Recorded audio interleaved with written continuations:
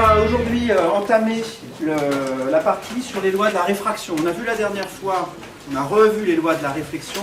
On va aujourd'hui s'intéresser aux lois de la réfraction. Ce sont des choses que aussi vous connaissez pour la plupart d'entre vous. Je répète ce que j'ai déjà dit la dernière fois. Prêtez attention quand même parce qu'on va faire les choses d'une manière un peu nouvelle et ça sera un petit peu parsemé de choses nouvelles pour vous. Donc il y aura quelque chose à apprendre normalement pour tout le monde dans le cours qui va suivre. Alors ça s'appelle 4. Loi de la réfraction.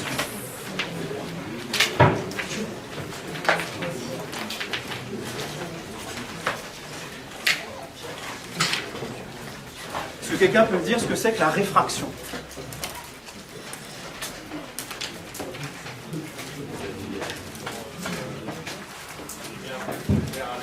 Oui. Et qu'est-ce qui se passe? D'accord. C'est le fait effectivement que la lumière peut être déviée quand elle passe d'un milieu transparent à un autre. Par exemple, de la lumière qui passe de l'air à l'eau. Vous avez tous déjà vu ce genre d'expérience. Vous avez ici de l'air, vous avez ici de l'eau. Vous envoyez de la lumière. Par exemple, une manière vraiment spectaculaire de faire ça, c'est en envoyant un laser sur du verre. Et puis vous voyez que la lumière change de direction ici à l'interface et continue ensuite à se propager en ligne droite dans l'eau, mais ici il y a eu un changement de direction. C'est effectivement ce qu'on appelle la réfraction. Les lois qui régissent ce phénomène, vous les connaissez, ça s'appelle les lois de Snell-Descartes. Je vais revenir sur le nom tout à l'heure. Je vais juste énoncer déjà cette loi.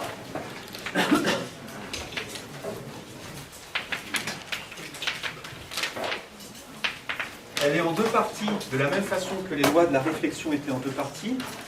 Et ça s'appuie sur un schéma qui est en fait le même que celui que j'avais fait aussi la dernière fois pour la réflexion. On va considérer ici un rayon lumineux qui arrive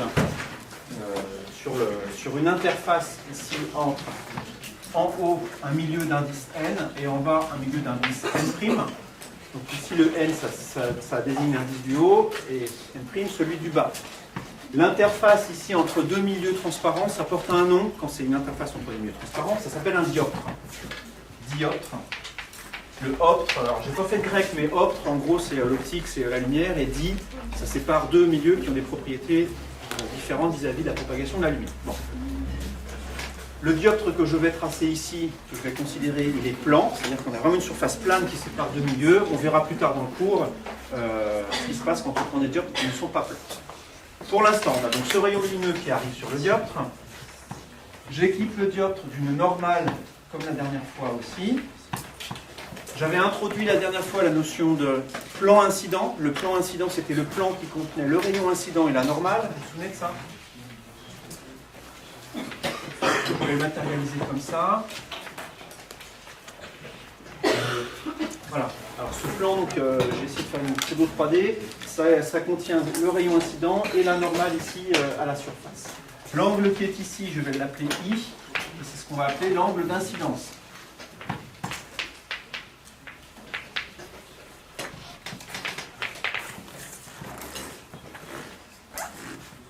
Les lois de Snell-Descartes, en fait, il y en a deux. Je vais mettre un S ici.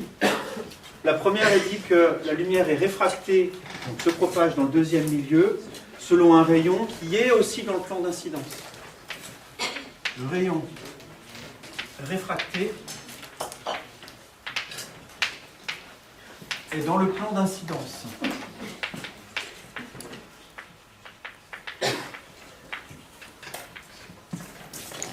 Et par ailleurs, l'angle du rayon réfracté, je ne l'ai pas encore tracé au tableau, mais je vais le faire tout de suite. R vérifie la loi suivante, n sinus I est égal à n' sinus R. Et je vais mettre en pointillé ici la suite de la normale. Ça, c'est le rayon réfracté. Et l'angle R, c'est celui-là. Est-ce qu'il y en a parmi vous qui n'ont jamais vu cette loi? Quelques personnes, d'accord. Ben voilà, je vous présente la loi de Snell-Descartes. Alors, cette loi, elle a plusieurs noms. En France, on l'appelle loi de Descartes. Dans les pays anglophones, on l'appelle plutôt la loi de Snell. Et en fait, historiquement, c'est effectivement Snell qui a découvert cette loi. Il ne l'avait pas écrite de cette manière-là, mais voilà, il en avait une version tout à fait équivalente. Et bon, il y a on va dire une bataille d'histoire des sciences autour de la question de savoir à quel point Descartes n'aurait pas pompé cette loi à Snell.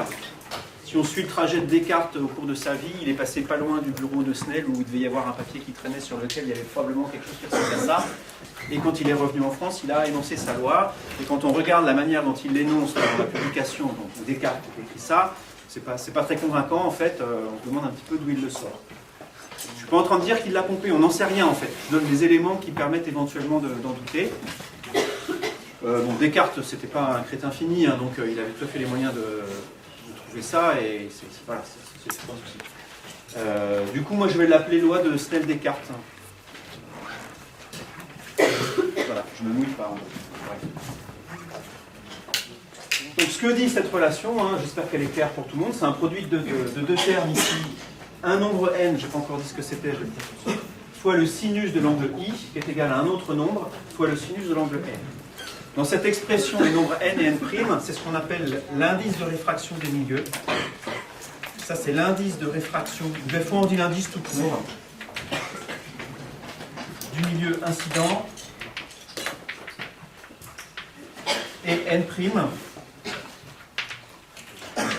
c'est l'indice de réfraction du milieu émergent, celui dans lequel la lumière finit par se propager.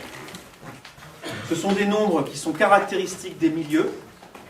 Vous avez une valeur pour l'eau, par exemple, vous avez une valeur pour l'air, vous avez une valeur pour le verre, je vais en donner quelques-unes des valeurs.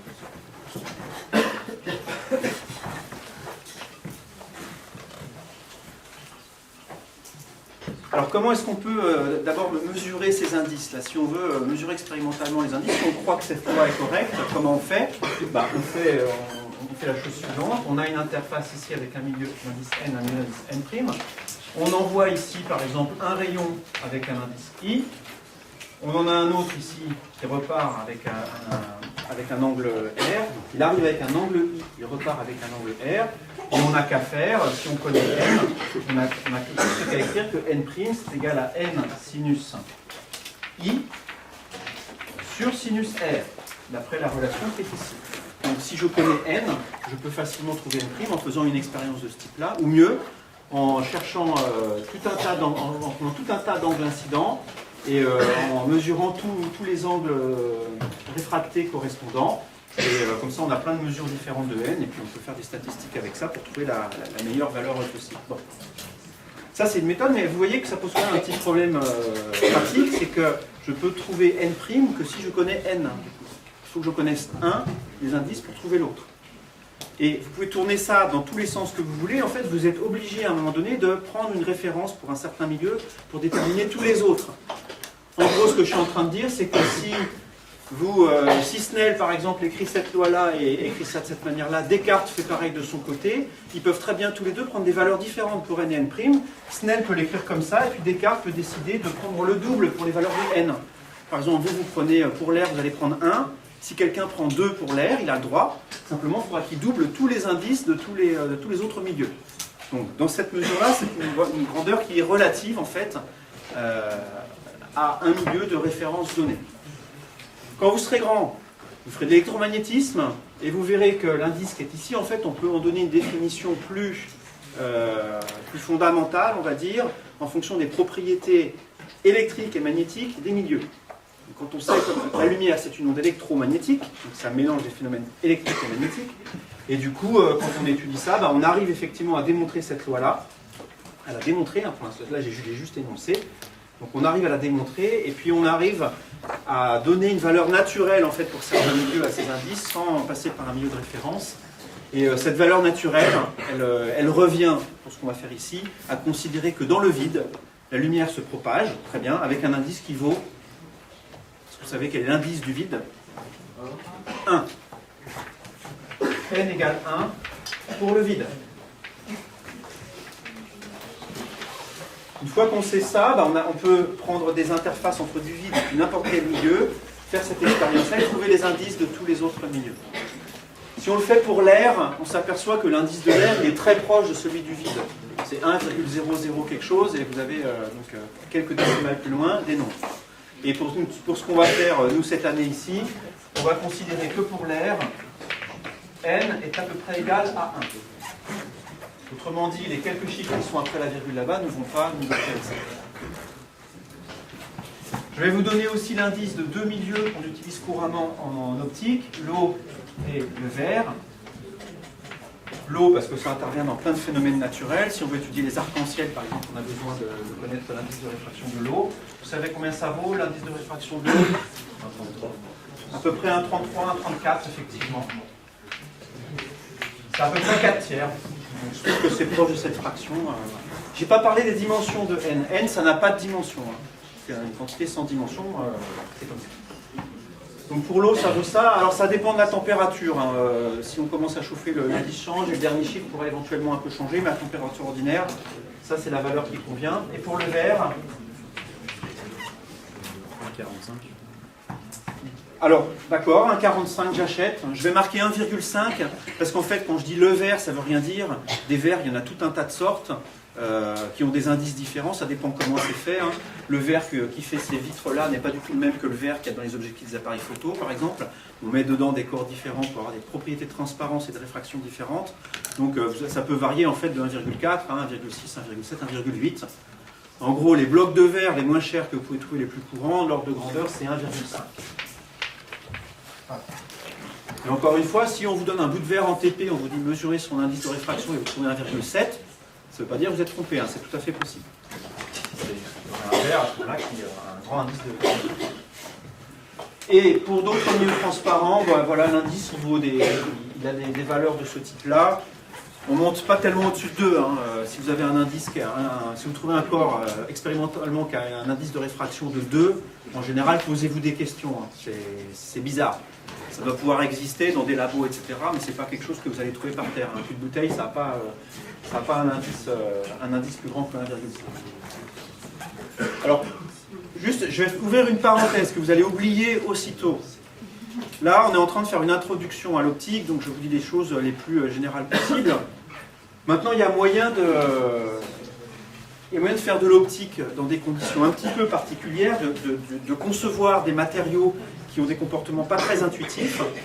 Et alors, si je vous disais, pour tous les milieux, l'indice est supérieur à 1 en gros, et voilà, et on a tous des indices qui vont entre 1 et puis en gros 2, entre 1 et 2, ce ne serait pas vrai en fait.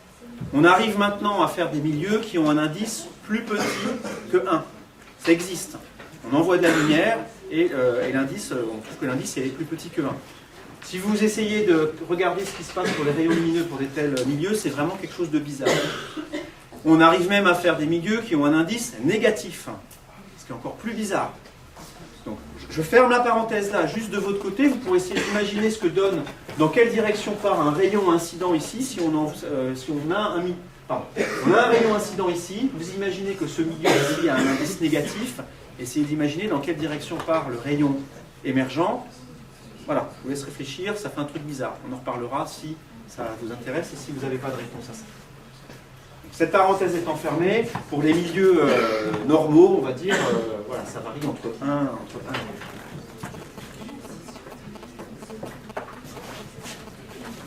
Alors, dans le dessin que j'ai fait ici, j'ai pris une situation dans laquelle le rayon ici émergent se rapprochait de la normale. Est-ce que vous pouvez me dire si l'indice N' est plus grand ou plus petit que N?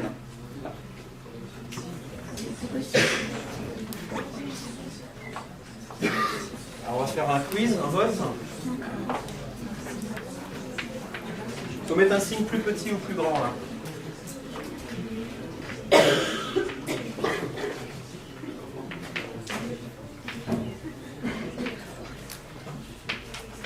Qui dit que dans cette situation-là, l'indice N' est plus petit que N?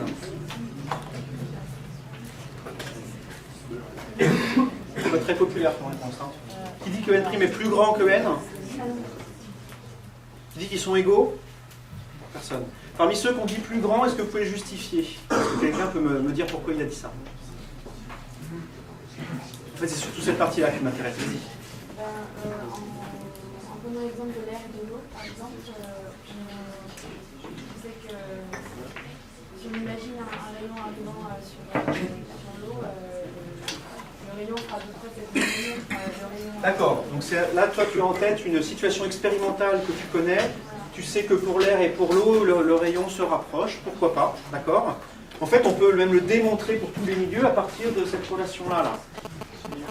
Sinus, dans cette situation-là, est-ce que sinus R est plus petit ou plus grand que sinus I? J'entends que sinus R est plus grand que sinus I. J'entends plus petit, j'entends plus petit. Qui dit mieux? C'est plus grand ou plus petit? Qui dit que sinus R est plus grand que sinus I? On va y arriver. Juste toi? Qui dit que sinus R est plus petit que sinus I? Les autres, ils ne savent pas. On revient un pas en arrière. R est plus petit ou plus grand que I? R est plus petit que I. Je vais l'écrire là. Je vais essayer de bien l'écrire. R est plus petit que I. Le sinus, c'est une fonction qui est croissante. Si je trace le sinus ici entre moins pi sur 2 et pi sur 2, le sinus ici, ça fait quelque chose comme ça. Donc si l'angle augmente, le sinus augmente. Donc ça veut dire que ça préserve l'ordre, ça. Si on a R qui est plus petit que I, sinus R est aussi plus petit que sinus I. Or, on doit avoir la relation qui est ici. Le produit ici doit donner la même chose des deux côtés, sachant que lui est plus petit que lui. Donc si lui est plus petit, mais que ça doit faire le même produit à la fin, lui, inversement, doit être plus grand pour compenser. Donc on est ici effectivement dans la situation où N' est plus grand que N. Dans la situation qui est ici, N' est plus petit que N. Je suis en train de dire, je vais l'écrire avec une phrase. Le rayon lumineux se rapproche de la normale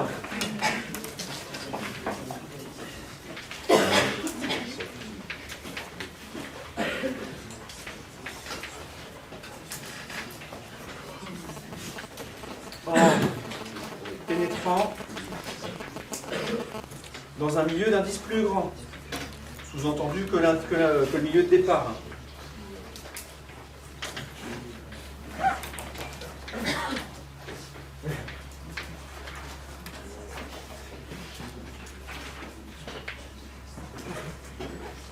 Donc, cette propriété, je l'encadre, parce qu'effectivement, elle est importante. Je ne vous demande pas spécialement de vous en rappeler, enfin, si vous en rappelez, c'est très bien. Par contre, je vous demande de savoir la retrouver. C'est-à-dire, si à un moment on vous demande est-ce que ici on a un milieu, on a de l'air et de l'eau, effectivement, est-ce que le rayon réfracté se rapproche ou s'éloigne de la normale, vous devez être capable en 2 minutes de réflexion, en faisant le raisonnement ici, de retrouver que oui, effectivement, ça se rapproche de la normale. Si vous vous rappelez d'une situation expérimentale comme l'eau et l'air, bah, très bien, ça fait un bon moyen de niveau technique. C'est bon. Ça va pour tout le monde, le raisonnement qui est ici?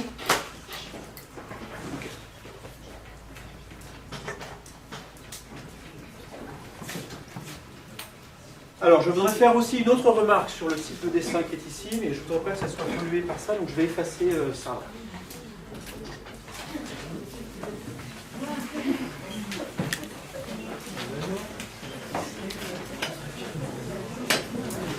L'information existe et quelque part, vous la retrouverez.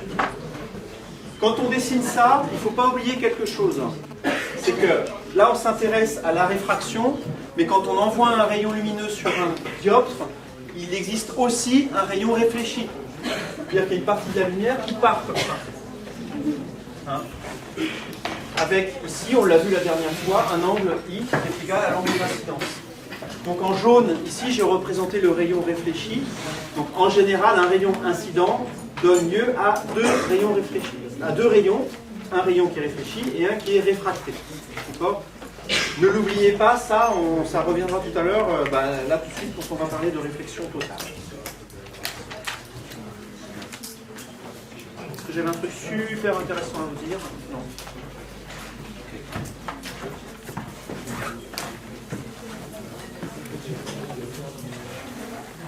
Alors, je voudrais dire quelques mots du phénomène de réflexion totale, sur lequel vous allez revenir en TD, donc ça ne va pas être trop long.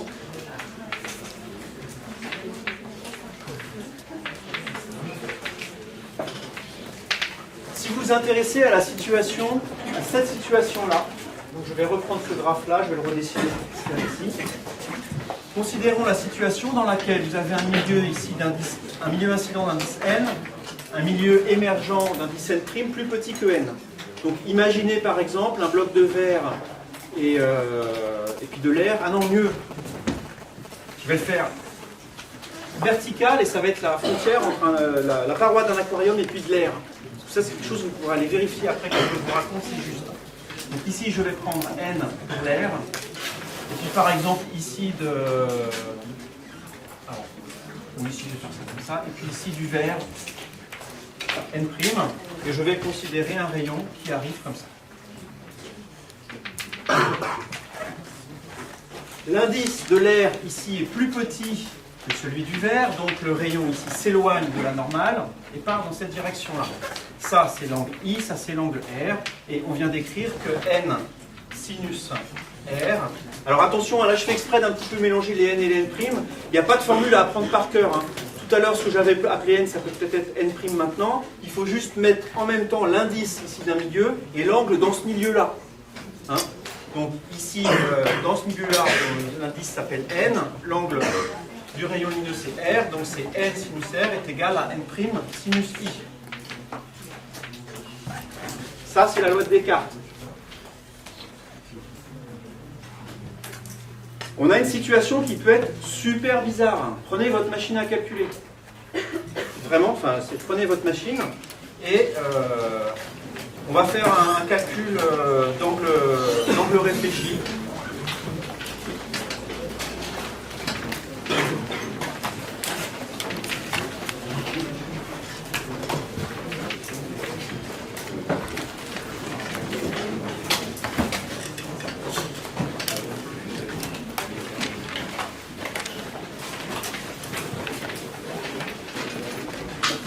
Donc déjà, dans un premier temps, pour un angle d'incident de 10 degrés ici, calculez R. Ensuite, un autre calcul. Déjà, faites celui-là. Là, normalement, ça vous prend vraiment à peine 30 secondes.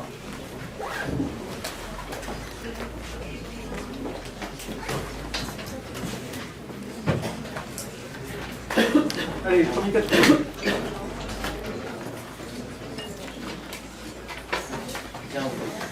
Attends, j'ai pas fini. Le premier calcul, mais c'est moi qui gagne. Ok, tu dis combien? 15 15, quelque chose, ouais. 15, combien?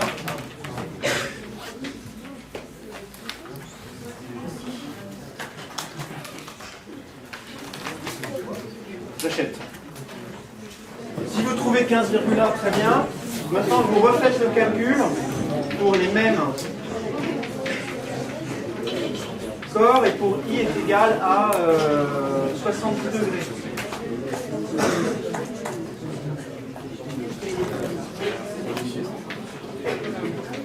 Allez-y. Juste un autre comme ça pour voir.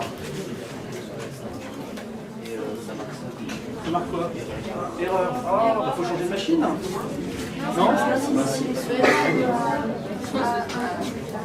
Donc effectivement, normalement, pour tout le monde, ça ne marche pas là. Pourquoi ça ne marche pas? Parce que vous essayez de calculer la chose suivante. Si vous calculez, vous apercevez en fait que ici n sinus R, pardon, n' sinus I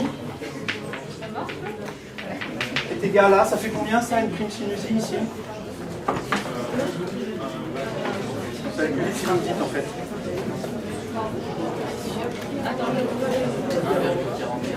1,41. D'accord? Non.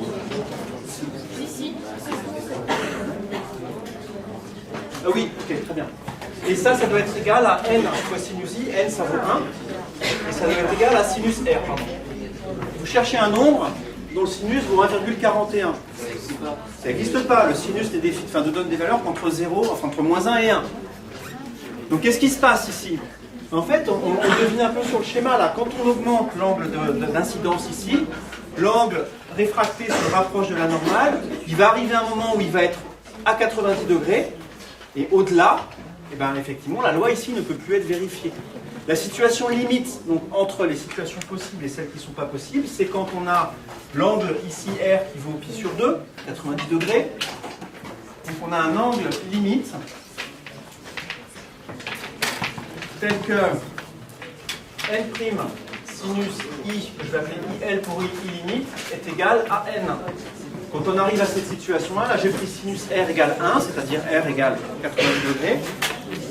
Et donc vous pouvez calculer cet angle-là, sinus IL est égal à n sur R'. Vous pouvez trouver quelque chose de l'ordre de 45 degrés pour l'interface R vers. Donc du coup c'est l'arcsinus de 1,1 sur 1,5. Combien 41,8, hein, c'est ça?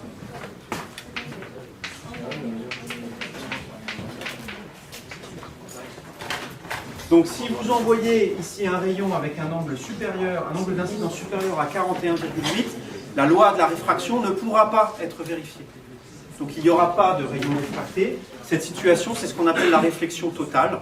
Réflexion totale, hein, pas réfraction totale. Réflexion totale parce que le rayon est totalement réfléchi. Je vous ai dit tout à l'heure qu'en plus du rayon réfracté, il y avait aussi de toute façon toujours un rayon réfléchi. Donc celui-là, il est toujours là. Et bien, si l'angle I est trop grand, ce rayon-là disparaît et il n'y a plus que le rayon réfléchi. Donc en fait, la surface se comporte comme un miroir parfait si l'angle d'incidence devient plus grand que l'angle limite qui est ici. Ça, vous le voyez super bien dans un aquarium. Vraiment, si vous êtes devant un aquarium rectangulaire, donc avec des faces latérales qui sont planes, vous voyez vraiment très bien que si vous essayez de regarder, vous imaginez la situation, l'aquarium qui est ici, on va regarder ensemble, l'aquarium est comme ça, il y a l'eau qui est ici, de l'air par là-bas, vous essayez de regarder ce qui se passe de l'autre côté à travers l'aquarium, là, comme ça. Vous allez voir que, en fait, les deux faces latérales se comportent vraiment comme des miroirs. C'est-à-dire que vous avez beau regarder, vous mettez quelque chose derrière, vous ne le verrez pas. Vous voyez sur cette face-là la réflexion de ce qu'il y a de ce côté-là. C'est simplement parce que la lumière est rentrée dans l'eau, subit à cet endroit-là une réflexion totale, et voilà, il n'y a pas de transmission dans ce sens. Donc ça, on le voit comme ça. Un autre endroit où c'est aussi assez spectaculaire, c'est si vous nagez dans une eau assez calme. Donc vous êtes sous l'eau, vous regardez au-dessus de vous, donc vous voyez au-dessus de vous, vous voyez bien le ciel, et quand vous commencez à regarder un peu plus loin, au bout d'un moment, le dessous de l'eau, c'est un miroir en fait. Donc s'il fait suffisamment beau pour que ça soit lumineux, ça peut même être très joli. Vous avez un miroir qui suit les vagues, et vous voyez absolument pas le ciel qui est au-dessus de l'eau. Vous voyez simplement ce qui est en dessous, mais qui est... Alors ce phénomène, il est rigolo dans les aquariums et à la piscine, mais il est utilisé aussi notamment dans des prismes de réflexion, ce qu'on appelle des prismes de réflexion totale. Quand vous avez des instruments d'optique dans lesquels on veut que la lumière fasse un trajet un peu compliqué, en général on ne met pas des miroirs pour faire de la réflexion, mais on met des prismes. Par exemple, si vous avez de la lumière qui est ici et que vous voulez faire aller par là-bas, vous prenez un prisme qui peut avoir une forme un peu compliquée, mais je vais prendre un exemple très simple ici. On peut s'arranger pour que là, il y ait une réflexion totale à un angle de 45 degrés en prenant un autre milieu que l'air. Vous prenez ici un autre prisme du même type. Je veux qu'il soit comment? Qu'il soit comme ça. Voilà. Donc vous mettez un prisme comme ça, et cette face-là peut se comporter comme un miroir, et celle-là aussi. Pourquoi est-ce que c'est plus intéressant de considérer un prisme comme ça qu'un miroir? Pourquoi c'est mieux? Il y a deux raisons. La première, c'est qu'un miroir, ça absorbe de la lumière. On dit que ça réfléchit, un miroir c'est vrai, mais ça absorbe aussi pas mal de lumière. Un miroir de salle de bain courant, ça absorbe facilement 10, 20, 15%, 15-20% de la lumière. Alors quand on veut juste se raser le matin, c'est pas forcément un problème. Si c'est pour mettre dans un instrument d'optique et que vous en mettez plusieurs à la suite, les pertes commencent à se cumuler et dans les instruments d'optique, on veut que ce soit le plus lumineux possible. Là, c'est 100% la réflexion. Donc on gagne déjà de ce point de vue-là. Et en plus, si on est malin et qu'on met tout ça sur un même bloc de verre, on n'a pas de variation mécanique de forme. Mais si vous mettez un miroir ici et un miroir là, il va falloir tous les deux les attacher, régler leur distance relative pour que la lumière elle fasse bien ça. Si ça vibre un peu, celui-là il va vibrer, celui-là il va vibrer différemment et ils vont se désaligner. Alors qu'un bloc de verre, ben voilà, vous le construisez une bonne fois pour toutes, il a la géométrie qu'il a, et c'est fini, ça ne bouge plus. Même si tout ça, ça tremble, ben ça tremble, mais la position relative reste la même, et c'est ça qui, à la fin, est garant de la bonne qualité de l'image. Donc si vous démontez une paire de jumelles, par exemple, hein, vous aurez vraiment ça dedans. Hein. Vous avez des prismes, vous pouvez avoir des formes diverses, mais vous avez des prismes. Il y en a aussi dans les appareils photo, hein, dans les réflexes, hein, le dispositif qui vous permet de voir dans le viseur et d'envoyer la lumière, enfin, de voir dans le viseur, en fait, c'est un prisme de ce type-là aussi.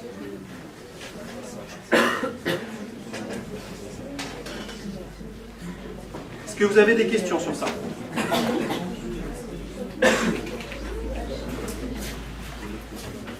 C'est ça que je cherche. Donc ça, vous le ferez, vous ferez des exercices en TD qui sont liés à cette domaine de réflexion totale. Je ne dis pas plus pour l'instant.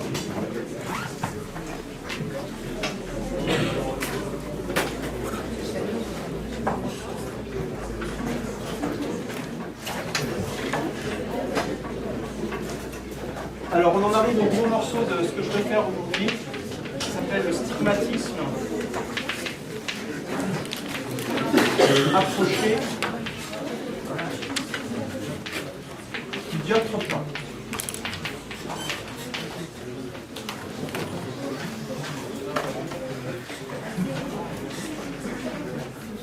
Et la situation qu'on va considérer, c'est encore la suivante. On a ici un milieu d'indice n, un milieu d'indice n'. Je prends par exemple pour le dessin n' plus grand que n, juste pour dessiner ça dans une situation donnée. Et la question que je me pose, elle est assez similaire à celle que je vais te poser la dernière fois dans le cadre du miroir plan. C'est la suivante. On a ici un point, que je vais appeler A, qui émet de la lumière dans pas mal de directions différentes. Voilà, une source lumineuse si on veut. Et on va se demander comment est-ce que la lumière se propage une fois qu'elle a traversé le dioptre. Je vais commencer par tracer un rayon, celui qui est perpendiculaire ici au dioptre. Ce rayon n'est pas dévié d'après les lois Snell-Descartes. Ça, je ne l'ai pas dit, je vais le faire maintenant. Non, ça y est, là, ça me garde. Vous ne trouvez pas que c'est mieux comme ça? Vachement, hein? N sinus I est égal à N' sinus R. Parce que je me taisais aussi que c'était mieux, non, c'est ça. Ici, si vous avez l'angle d'incidence I qui vaut 0, tout ça, ça vaut 0, sinus de 0, ça vaut 0. Donc tout ça, ça vaut 0 aussi, donc le sinus ici est nul. Si l'angle d'incidence est nul, l'angle réfracté est nul aussi. Donc un rayon qui arrive perpendiculairement au dioptre, il repart sans être dévié dans cette direction-là. Très bien, tant mieux pour lui. Maintenant, on va considérer un deuxième rayon. Je vais prendre un point penché pour le dessin, qui arrive ici avec un certain angle. Je vais noter I, son angle d'incidence, et N' est plus grand que N. Donc, est-ce que je trace le rayon réfracté dans cette situation-là, 1, ou est-ce que je le trace dans cette situation-là, 2? Je vous laisse 15 secondes pour réfléchir. Parmi les rayons 1 et 2, lequel est correct? Sachant que N' est plus grand que N. Qui est-ce qui dit que c'est la situation 1 qui est correcte?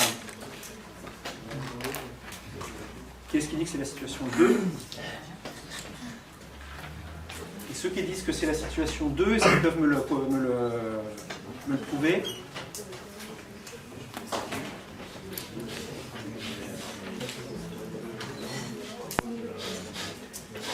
Ah, d'accord. Alors faites attention, la normale, elle est en pointillé ici. Par rapport à tout à l'heure, le dessin, il est tourné de 90 degrés. Donc ici, le rayon 2 s'éloigne de la normale, en fait. Donc effectivement, c'est là, c'est le rayon 1 qui est correct. Le rayon se rapproche de la normale dans ce cas-là, et celui-là, je l'enlève. Ça fait effectivement ça.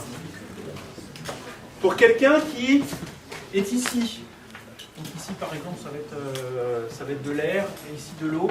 Et pour quelqu'un qui est dans l'aquarium, pour un poisson par exemple.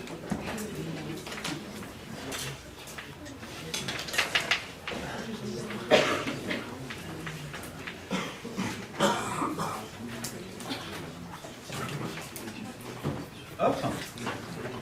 Bon, ça arrive dans son œil, on va dire. Le poisson, il a l'impression que le rayon il vient de par là-bas. Et ce qui va m'intéresser ici, on va voir pourquoi dans la suite, c'est la position A', ce point d'intersection entre le prolongement du rayon ici et le prolongement de ce rayon-là.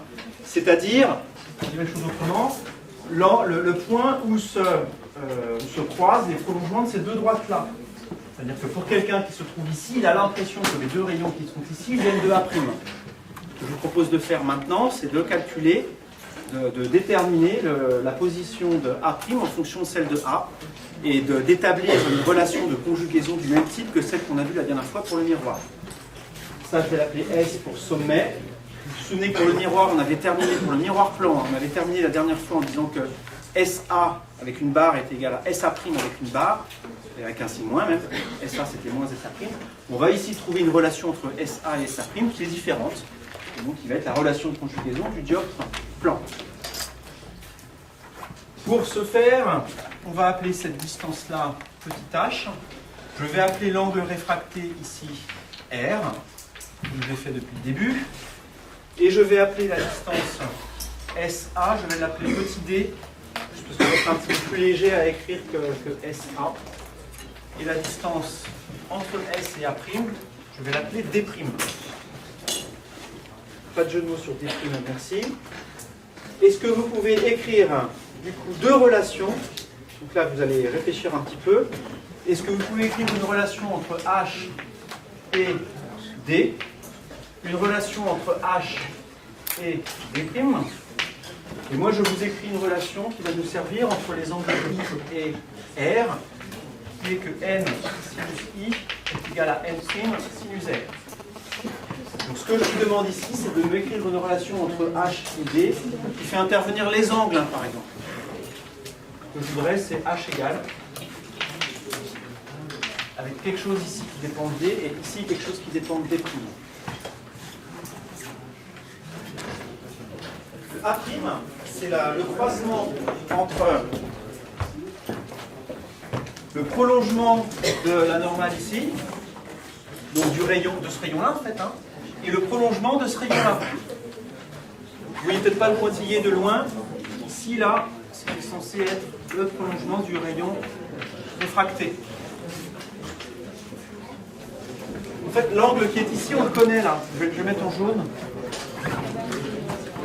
Cet angle-là, on le connaît. C'est quoi? C'est I. C'est le coup des angles internes-alternes. On a ici deux droites parallèles. Cette droite ici coupe la deuxième avec un angle I. Donc l'angle I, on le retrouve ici. Hein. Donc si on a I ici, du coup, avec la définition de la tangente, on a immédiatement une relation entre H et D. Vous pouvez me la dicter? Si tangente I est égale à H sur D, côté opposé sur le côté adjacent, donc H c'est D tangente I. Très bien. Pour H', il faut cette fois-ci considérer le grand triangle ici A'S, ce point-là, et remarquer que l'angle qui est ici, cette fois-ci, on le connaît aussi, et il vaut R. Ça, c'est le prolongement de cette droite-là qui fait un angle R avec l'horizontale. Cet angle R avec l'horizontale, elle le fait tout le long, et en particulier ici aussi. Hein.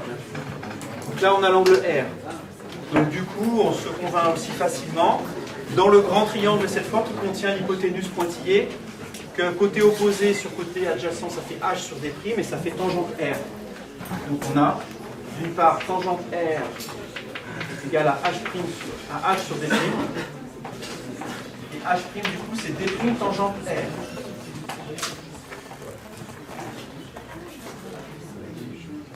À partir de là, ça va juste être quelques manipulations de formules, mais on a écrit ici toutes les relations qui vont être utiles dans la suite. Alors, avant d'aller plus loin, si vous avez des questions sur la manière dont on obtient ça, posez-les maintenant.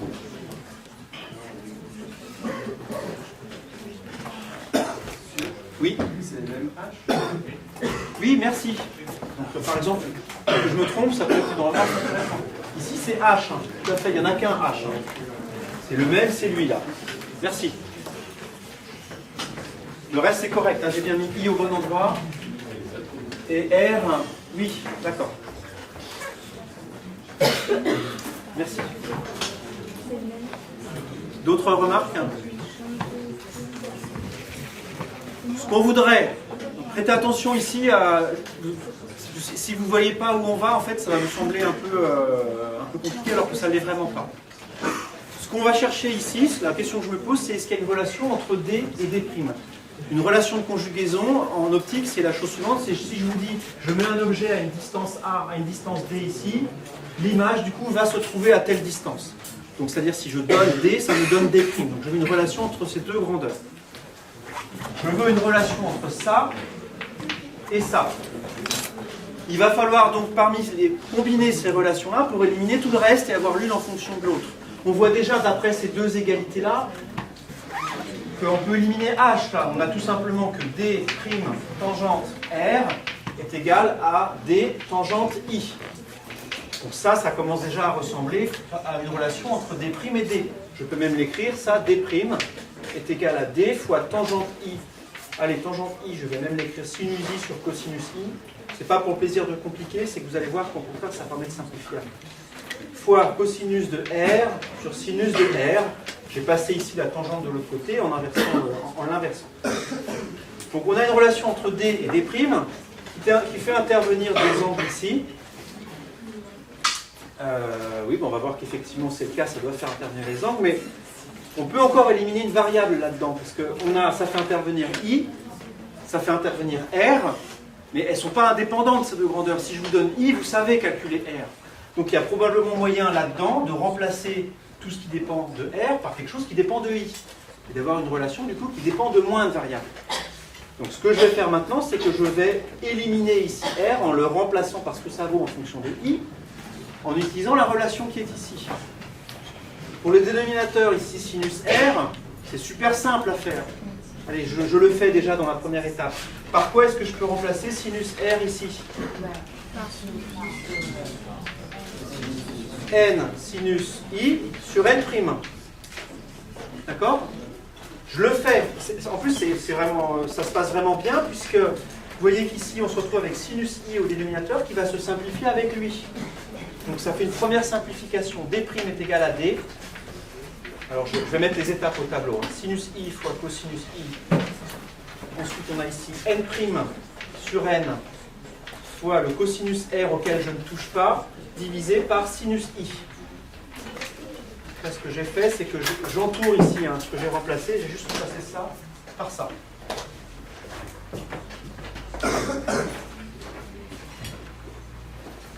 Je simplifie le sinus I et je me retrouve avec quelque chose d'un petit peu plus simple.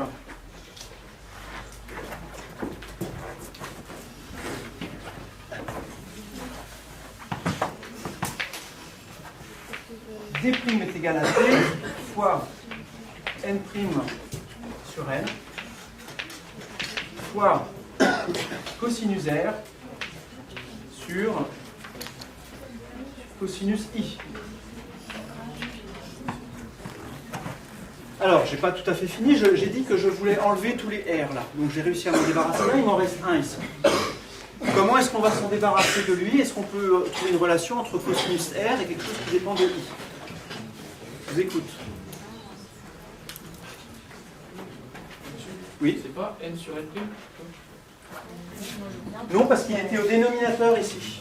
Donc on a divisé par N sur N'. Donc ça revient à multiplier par N' sur N.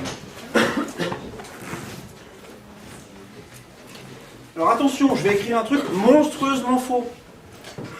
Exprès. À ce stade, vous avez peut-être envie de dire, ok, pour enlever le cosinus R, je vais utiliser N cosinus I est égal à N' cosinus R. Ça ressemble à ça. Si c'est valable pour les sinus, ça doit bien être valable pour les cosinus. Et bien précisément, non. Si c'est valable pour les sinus, ça ne peut pas être valable pour les cosinus, on peut le montrer. Donc ça, c'est absolument faux. Hein. N'écrivez jamais ça. Cette loi-là n'est pas du tout vérifiée. Vas-y. Tout à fait. Alors la manière de faire ça, c'est effectivement de remplacer le cosinus R par quelque chose qui dépend du sinus, puisqu'après le sinus R, on l'a en fonction de I. Et pour ça, on écrit que le cosinus carré de R, c'est égal à 1 moins sinus carré R. Donc il y aura quelques formules de trigonométrie à vous rappeler. enfin des formules qui font intervenir les sinus et les cosinus. Celle-là, elle en fait partie. Le cos carré plus le sin carré d'un angle, ça fait 1 tout le temps. Donc le cosinus carré de R, ça fait ça. Donc le cosinus de R, c'est égal à la racine carrée de tout ça. Et je vais remplacer là-dedans le sinus par ce qu'on a écrit là-bas. Sinus R, c'est n sinus I sur n'. Donc j'utilise de nouveau ça là. Je le mets là-dedans. Je vais remplacer sinus R par n sinus I sur n'. C'est parti. 1 moins n carré sur n' au carré fois sinus carré I. Voilà l'expression de cosinus R en fonction de I. C'est pas simple, je vous l'accorde, mais voilà, c'est comme ça, c'est ce qu'on trouve quand on fait le calcul. Et du coup, si je remets ça dans l'équation du haut, là, j'obtiens finalement que D' est égal à D fois n' sur n, racine de 1 moins n2 sur n'2. J'écris trop petit, là, hein, vous ne voyez pas au fond, probablement.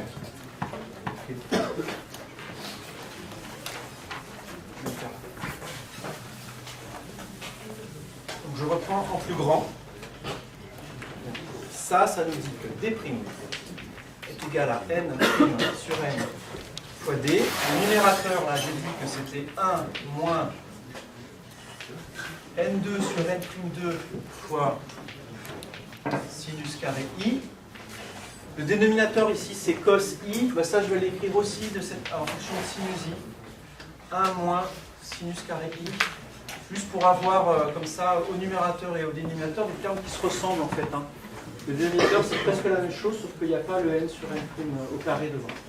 Et voilà, ça ressemble à ça. Cette formule est compliquée, je ne vous demande absolument pas de la savoir, elle n'a aucun intérêt. Hein.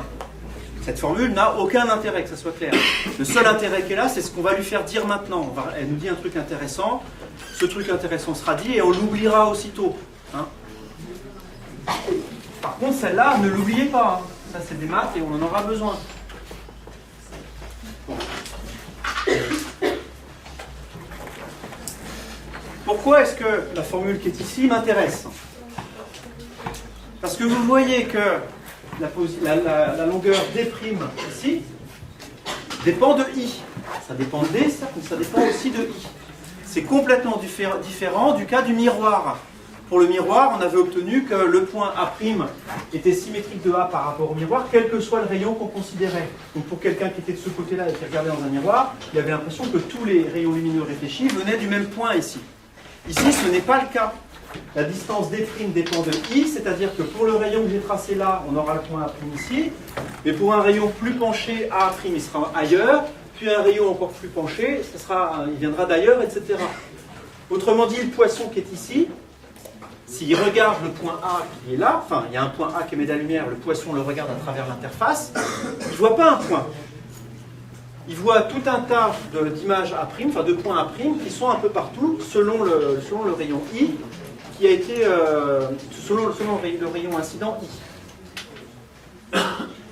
Donc cette propriété-là, c'est le contraire de celle qu'on a vue l'autre fois avec le miroir. On avait dit que quand tous les rayons semblent provenir du même point, il y a stigmatisme. Et bien ici, non, il n'y a pas. Le dioptre plan n'est pas stigmatique, cette propriété n'est pas valable pour le dioptre plan. Ça veut dire que si vous regardez à travers un dioptre plan, vous allez voir flou. Là, vous pouvez objecter. Vous pouvez me dire, mais c'est n'importe quoi votre truc. Si je regarde les pâtes à travers la surface de l'eau dans la casserole, si c'est pas en train de bouillir, je vois très bien les pâtes, je vois clair dedans. Vous regardez dans un aquarium, vous voyez des poissons à peu près nets. D'accord? Donc il y a quelque chose ici qu'il faut comprendre. On a l'air de voir ici qu'on doit voir flou à travers une interface, et dans les faits, c'est pas vraiment le cas.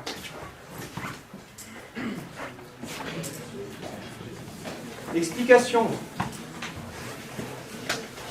L'explication, c'est la suivante. C'est que on verrait effectivement flou si on avait un œil qui était énorme, comme ça, où on avait, qui nous arrive dans les yeux, tout un tas de rayons qui sont arrivés ici avec des angles différents. Si vous essayez de faire ça, si vous regardez avec un gros œil, alors en fait il suffit de regarder de près. Si vous regardez l'interface de près, vous allez dans cette situation-là, vous allez effectivement voir plus flou que de loin, à travers une interface. On n'est en général pas dans ces situations-là, le poisson qui est ici, il a un œil qui est relativement petit, et l'ensemble des rayons qui lui arrivent ici, ils ont finalement, je ne vais même pas arriver à les tracer, ça va être trop confus pour vous tellement ça va être près. Il y a un rayon qui arrive au bas de l'œil ici, un rayon qui arrive en haut de l'œil qui ont eu des angles légèrement différents, et puis tout un tas de rayons entre les deux qui sont inclus entre les deux. Mais en gros, il y a un faisceau lumineux ici, un pinceau lumineux avec une petite gamme de rayons d'angles incidents qui ont été réfractés vers des rayons qui forment un faisceau avec une petite gamme aussi de rayons d'angles réfléchis. Et tout ça, ça arrive dans l'œil du poisson. On va estimer cet angle-là. Vous allez voir qu'effectivement, c'est vraiment petit. Il y a peu de rayons qui arrivent dans un œil. Et ça, on va le faire sur un exemple. Donc, on aura besoin aussi par la suite. Je vous pose maintenant une question, mais vraiment toute bête. Là, c'est même pas d'optique, hein, c'est la culture générale, et je voudrais vraiment que vous sachiez répondre à cette question. La question, c'est la suivante. Vous avez un point lumineux qui est ici. Vous regardez un point lumineux. Vous avez votre œil qui est là. Vous avez 1 mètre entre les deux, donc en gros, à bout de bras, vous prenez une petite flamèche. Votre œil ici a un diamètre, c'est quoi l'ouverture d'un œil, la taille typique d'un œil? 1 centimètre. Alors 1 centimètre, c'est vraiment tout l'œil, mais il y a le trou par lequel passe la lumière, ça ne fait pas 1 centimètre. La pupille. Oui, l'endroit où passe la lumière. Ah, Ouais. c'est petit, c'est... Donc regardez l'œil de votre voisin, vous allez voir que ça fait plutôt quelque chose comme 2 mm, 3 mm.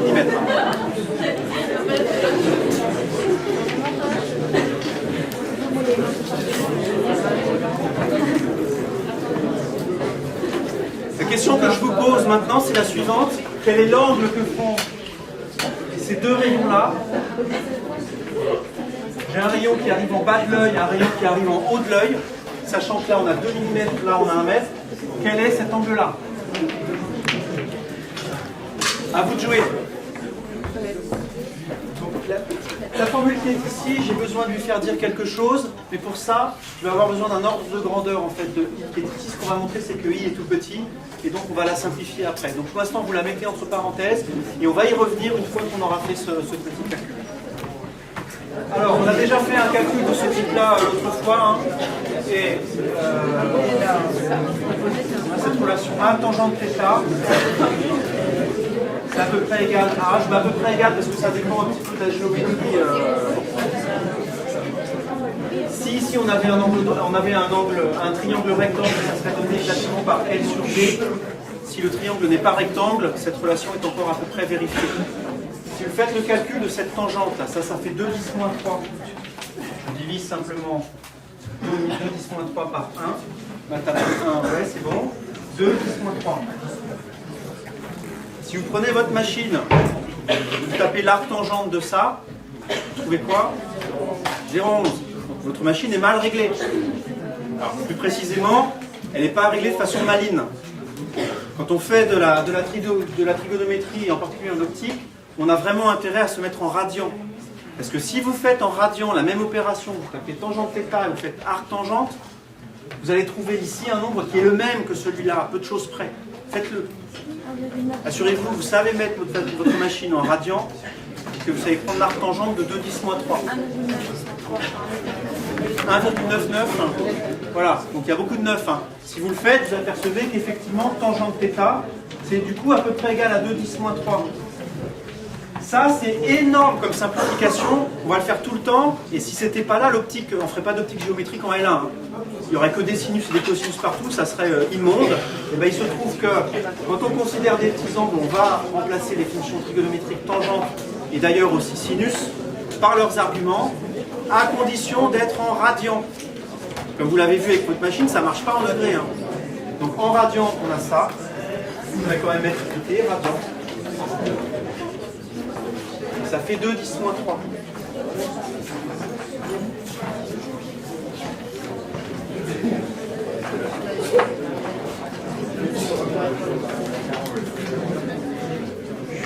Donc ça veut dire que c'est des angles qui sont vraiment petits. Si maintenant on s'intéresse, on revient au poisson là, qui regarde à travers l'eau. Imaginons que le poisson il soit ici maintenant plutôt au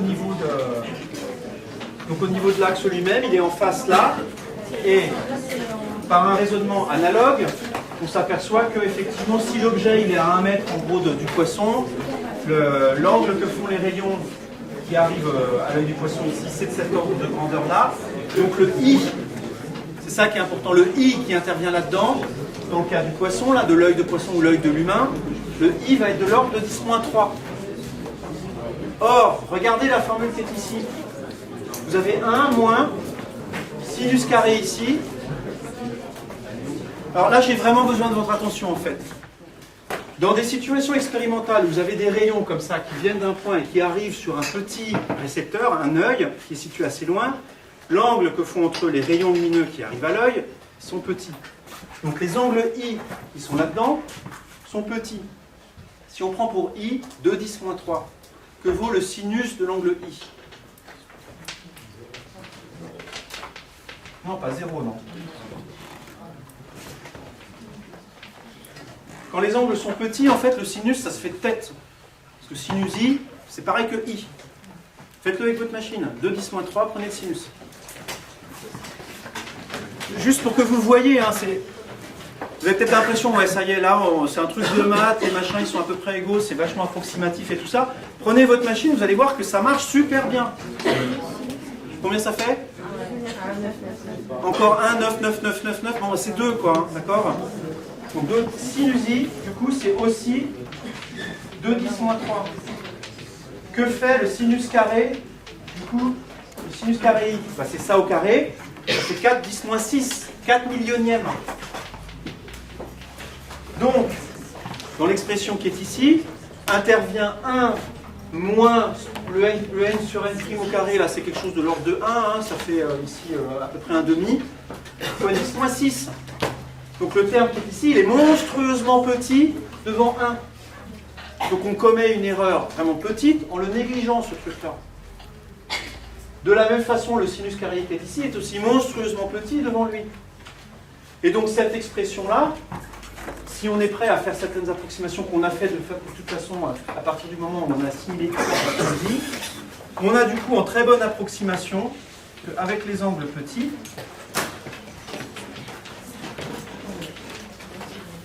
D' est à peu près égal à n' sur n fois D. Oui, on a 1 sur 1.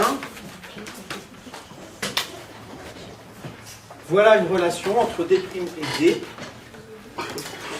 Qui, donc quand on est dans la limite où les angles sont petits. Cette propriété-là, le fait qu'on puisse, comme j'ai dit tout à l'heure, le fait que la position D' en toute rigueur dépende de I, il n'y a pas de stigmatisme, il n'y a pas de stigmatisme rigoureux, mais comme ça marche quand même plutôt pas mal quand les angles sont petits, ça s'appelle le stigmatisme approché. Approché, c'est-à-dire dans certaines conditions, bah, ça va être quand même à peu près vrai. Ces conditions, elles vont porter un nom, on les verra plus loin, ça s'appellera les conditions de Gauss. Et je ne veux pas ici rentrer dans ce détail-là, c'est juste vous dire que donc, le fait que D', de la position de A, de A', c'est ça dont on est en train de parler. Le fait que la position de A' dépend de très peu de I,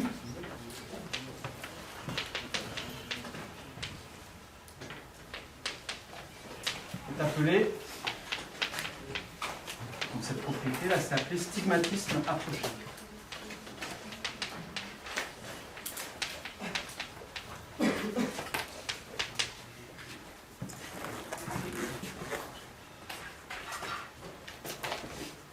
Je vais, pendant 2 minutes, vous donner une définition plus rigoureuse du stigmatisme approché. Ça va faire appel à quelque chose d'un petit peu plus technique. Donc, suivez, si ça vous semble bizarre ou trop compliqué dans les 2 minutes qui restent, vous fermerez la parenthèse, vous oublierez, vous y reviendrez éventuellement, je peux quand même le dire. D'accord ? Donc ne perdez pas le fil, enfin revenez dans 2 minutes si effectivement ce que je présente là est trop compliqué.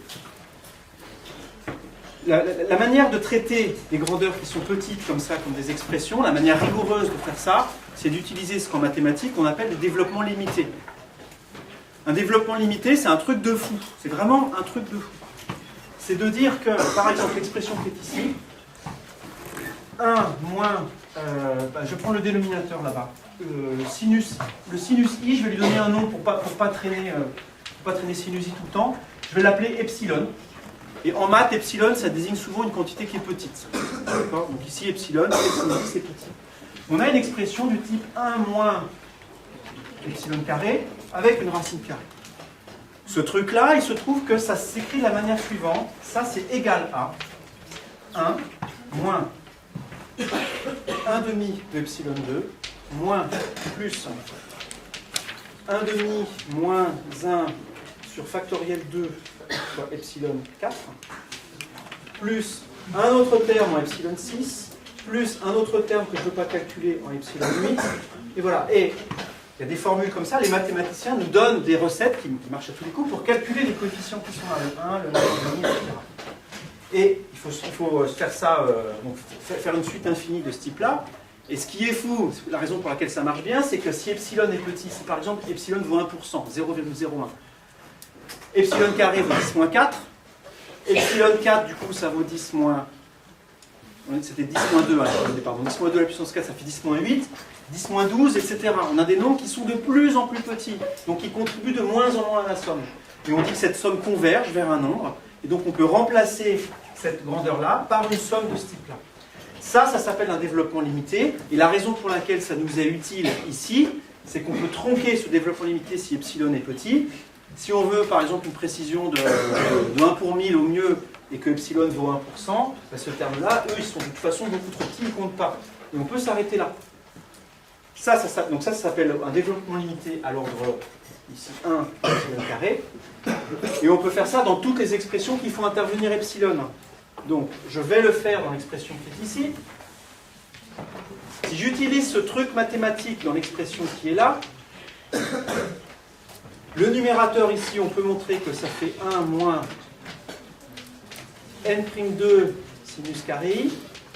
On peut montrer que, et je ne vais pas le faire ici, ça c'est des maths, on peut en reparler si vous voulez, mais 1 sur racine de 1 moins sinus carré i, ça fait 1 plus, il y a un 2 ici, c'est 1 demi, plus 1 demi de sinus carré i. Donc faites-moi confiance, voilà, un développement limité de cette grandeur-là donnerait cette expression-là, c'est-à-dire que ça c'est n' sur n d, je développe tout ça, ça fait 1 moins, alors plus sinus carré i, facteur 2, ici j'ai 1 demi, moins n2 sur 2n'2, plus un terme en sinus au carré à la puissance 2, ça c'est un terme d'ordre 2, si j'avais appelé, comme j'ai appelé tout à l'heure sinus i epsilon, ça sera un terme d'ordre supérieur en epsilon, donc on le néglige, et on se retrouve avec ça.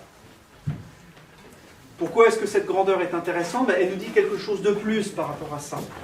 Là, on a simplement dit, les sinus i sont petits, je les néglige, paf, à la poubelle, on n'en parle plus. Grâce au développement limité, on en sait un peu plus, on sait quelque chose sur ce terme qu'on a négligé. On a un contrôle sur lui. On peut aller le calculer et voir si oui ou non il est négligeable. On peut même affiner, en fait, si on a les capacités mathématiques ou l'envie ou le temps de le faire, on peut aussi calculer le terme suivant qu'on a négligé ici, qui sera en sinus i à la puissance 4, plus un autre terme à la puissance 6, plus un autre à la puissance 8. On peut aller aussi loin qu'on veut et avoir un résultat aussi précis qu'on veut. Donc ces développements limités, là, c'est un moyen de vraiment de contrôler la précision des calculs qu'on est en train de faire. Je ferme cette parenthèse. Revenez parmi nous si ça vous a gavé. Voilà, c'est bon? Ceci étant admis, ce qu'on appelle le stigmatisme rigoureux, pardon, le stigmatisme approché, justement, c'est le fait que la grandeur qui est ici, d', dépende très faiblement de i, et précisément ce que ça veut dire, c'est que ça dépend comme sinus i au carré. Il y a certaines conditions dans lesquelles il pourrait y avoir ici un terme en sinus i, ça pourrait dépendre linéairement de sinus i, donc ça veut dire que si i varie de 10%, cette grandeur-là varie de 10%. Dans le cas du stigmatisme, si i varie de 10%, cette grandeur-là varie de 1%. Donc on est peu sensible finalement aux variations de i. Voilà. C'était en gros une deuxième parenthèse dans la parenthèse. Fermez-la aussi si ça semble trop compliqué. À toutes fins utiles ici, ce qu'on va appeler le stigmatisme approché, c'est le fait que c'est ça en fait, c'est le fait que donc, la position de la preuve dépend de peu de i. Et dans ce cas, le point A' qui est là-bas, on l'appelle l'image. Ça, on l'appelle l'image de A. Et pour le poisson avec son petit œil, ou vous avec votre petit œil, eh ben, vous avez l'impression qu'effectivement tous les rayons viennent d'un point A' ici, qui vérifie cette relation-là. Application toute bête, vous êtes dans l'eau, vous regardez dehors, N' vaut 1,5, à l'extérieur c'est 1, l'objet est 1,5 fois plus éloigné, semble 1,5 fois plus éloigné que ce qu'il n'est effectivement. Le poisson qui regarde à l'extérieur, il voit tout plus loin. Faites l'expérience, mettez-vous dans un aquarium chez quelqu'un qui en a un, regardez dehors, vous allez voir que la pièce, elle est une demi-fois plus grande, 50% plus grande. Elle vous paraît 50% plus grande. Inversement, si vous regardez un poisson dans un aquarium, il vous semble plus près. Le poisson, il est là, enfin vous mettez le poisson là, paf, la vitre qui est ici, et vous avez l'impression d'avoir mis le poisson ici. D'accord ? Donc les objets dans l'eau paraissent plus près, les objets qui sont dans l'air quand vous êtes dans l'eau paraissent plus loin.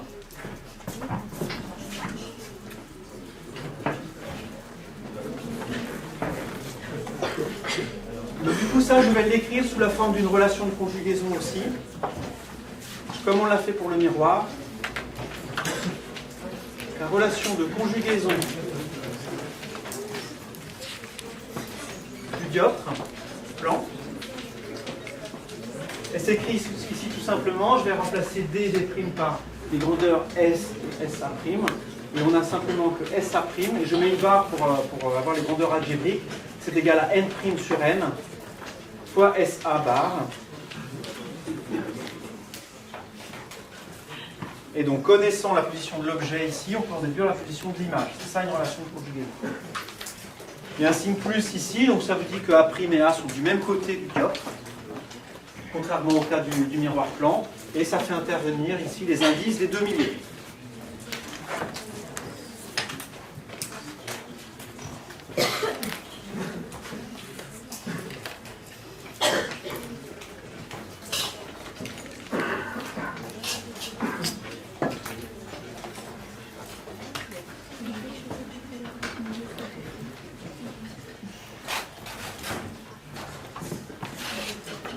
Alors, entre parenthèses, ça, c'est tout ce que je veux dire ici.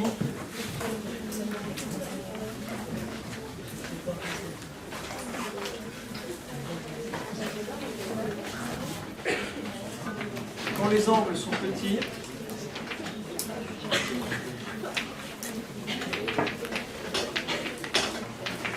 on peut écrire la relation de Snell-Descartes que j'avais écrite comme ça. Elle peut s'écrire sous une autre forme si les angles sont petits. Sinus I c'est quasiment égal à I, un radian. Et sinus R c'est à peu près égal à R. On peut l'écrire de cette manière-là. NI est à peu près égal à N' fois R. Ça s'appelle la loi de Kepler. Donc pour les angles qui sont petits, elle est extrêmement simple, la relation de Descartes. Elle tend vers une relation linéaire. En fait. Donc l'angle réfraction, l'angle réfracté, il est proportionnel simplement à l'angle incident. Le rapport des deux, c'était étant N' sur N. Vous vous souvenez tout à l'heure, les chiffres qu'il y avait ici, là, je ne sais pas si vous les avez en tête, on avait entre de l'air et du verre, on avait un rapport 1,5 entre les indices. Je vous ai demandé de calculer l'angle R, sachant que pour I, on avait 10 degrés. On avait trouvé combien pour R? 15. 15, c'est 1,5 fois 10. Hein. Ça satisfait quasiment ça. Alors on avait 15, quelque chose, on n'avait pas 15, mais en gros c'était 15 quoi. Voilà. Donc 10 degrés c'est suffisamment petit pour qu'on puisse commencer à vouloir utiliser ça éventuellement. Alors il doit rester 10 minutes. Ouais. Donc on aura peut-être fini un peu plus tôt, je ne sais pas, mais je voudrais quand même faire juste un petit truc en plus.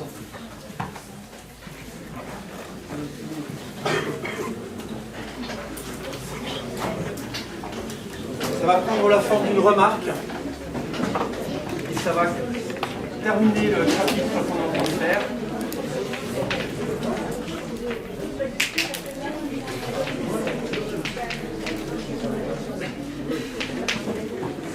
Donc je vais assez souvent faire appel à la notion de taille apparente.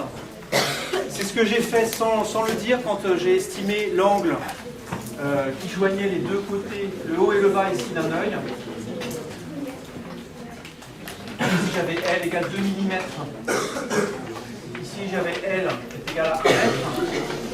Ce que j'ai calculé sans le dire, c'est la taille apparente de l'œil, ici, pour quelqu'un qui serait ici. Ce qu'on appelle la taille apparente, c'est l'angle sous lequel on voit l'objet. On trace un rayon qui vient du bas de l'objet, un qui vient du haut, et c'est l'angle entre ces deux rayons-là. C'est ça qui vous indique vraiment l'apparence des objets. Ce qui vous indique la taille d'un objet, c'est pas sa taille en mètres.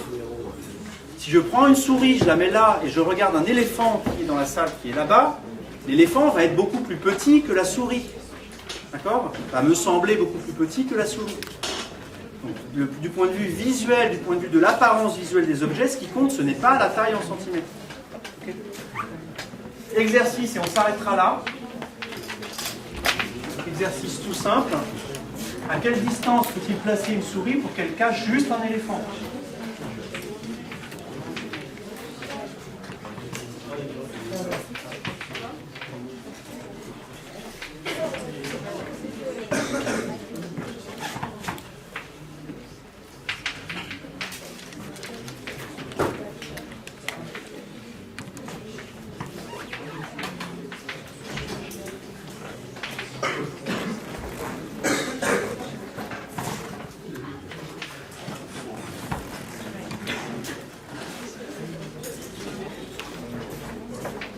Vous êtes là, vous travaillez, vous êtes là.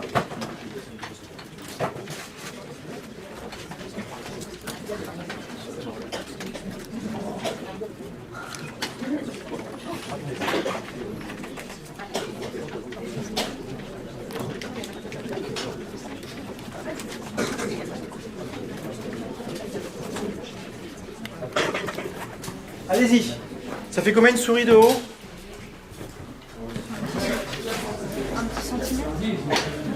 Voilà, 10 cm, ça fait la belle souris. Hein. 1 cm. Allez, 5. Allez, 5 cm. Un éléphant. 3 mètres, ça commence à faire. Ah non, il y a les oreilles. 3 mètres. Donc là, c'est la taille qui est ici, hein, dont je parle ici. 3 mètres.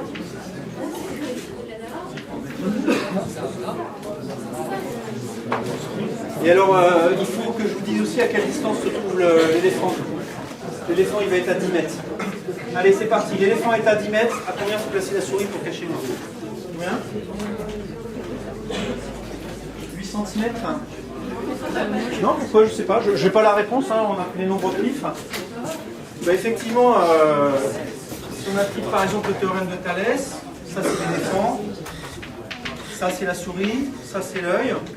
Et S', ça E'. Donc on a cette distance-là, E', SS' divisé par OS' égale à EE' divisé par OE'. C'est-à-dire que la distance qu'on cherche, OS' est égale à OE' sur E' fois SS'. Et donc avec des nombres, ça donne OE' j'ai 10 mètres. Sur E', 3 fois S', 5 cm, 0,05. Donc ça fait 10 tiers, ça fait 3,3. Ça doit faire 15 cm à peu près. 16 cm. Ok.